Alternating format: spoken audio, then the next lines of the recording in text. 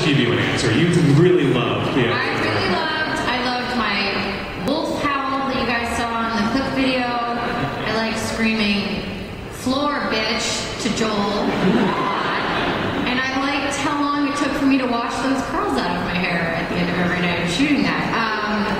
Yeah, that was an excellent episode. Danny and Donald in that enormous bubble rolling around. Yeah. I was just thinking about... Share with the class. Okay, Jim, why don't you go? I don't have an answer. I wasn't just laughing at nothing. I was getting there. They had a stunt double for Jonathan Banks, and so they had to paint the guy red and then put white powder on him, and he was driving me around on that souped-up library card thing from that episode. And it was just, it was amusing. I feel like I had momentum going and you kind of killed it, but I don't know, it interrupted you guys with me howling laughing. No, that would be great. Yeah. Thanks, Jim. I don't remember speaking, but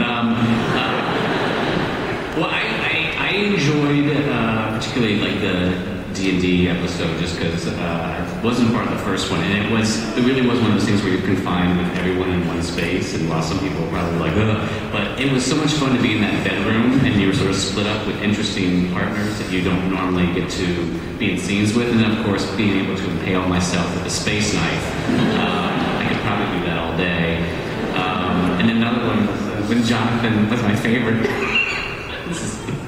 Everyone's gonna be like, we were shooting the treasure hunting scene where we were busting into the wall, and the dean has what he thinks. He says a line, and everyone laughs because they think the dean's finally told Raise it higher. about the blueprints.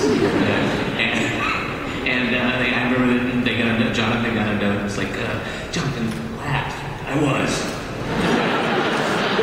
was laughing.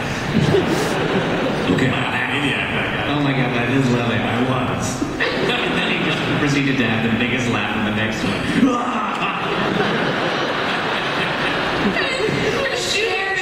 And we're all just sort of waiting for it to end. He was looking down the barrel of the camera too, so it was completely unusable. He was just like,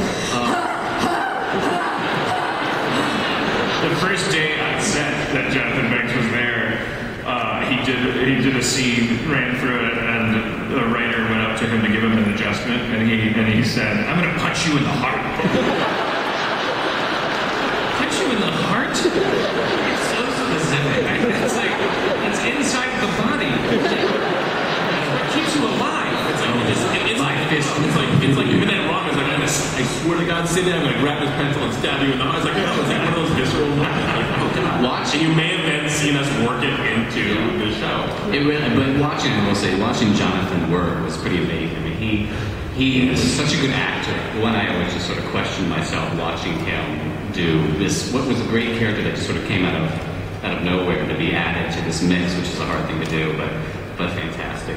Fantastic. My favorite part of season 5 was that we got to do not one, not two, but 3 characters doing Gary Oldman from The Professional. I wish we could have committed to it, and everyone on the cast at some point go, everything!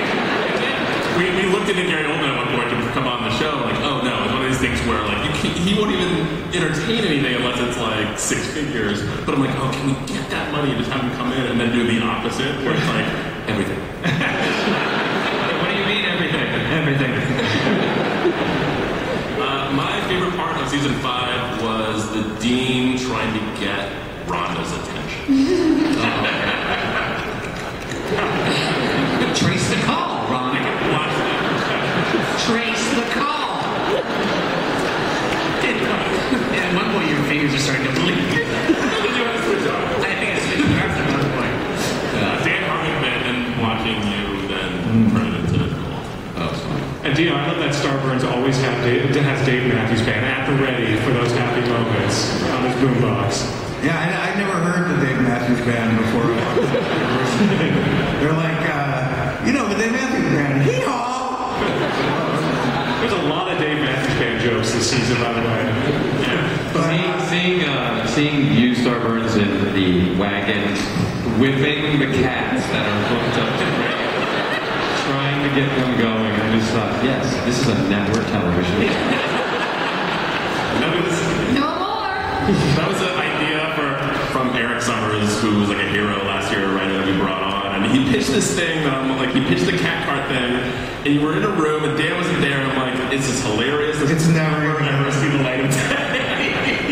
And it was just so funny. It just That set was a gold mine, the old stables, because our prop department and set, and everyone's amazing. But they had a blueprint of that cat car with a skeletal of the cat. I mean, they were already on it. And I don't know how they had like the art department put together where basically the Hannibal there was a whole backstory if you walk through that set of Starbird's coming up with like this crazy cat car. I never looked better than I did in that blueprint. I remember when we shot. Wait, what about? Oh, sorry.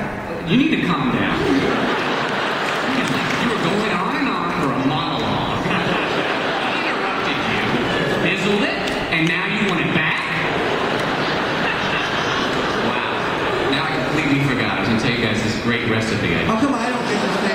Dana, what was your favorite moment in season 5? My favorite moment. This is good. Go with this. You need to cool your jets. Yeah. You will get that back when you are ready. You are in timeout for a good 5 to 10 minutes. Gillian, just for that, you have to lick every one of these so these guys can find them. All right, so my favorite moment, I would love to see more. I like Troy's departure episode. I would love to see more Troy departing. bring him back and then send him away. Pierce dying. I'd love to see 8 of those. Me dying would be great forever. Again. You're doing that here.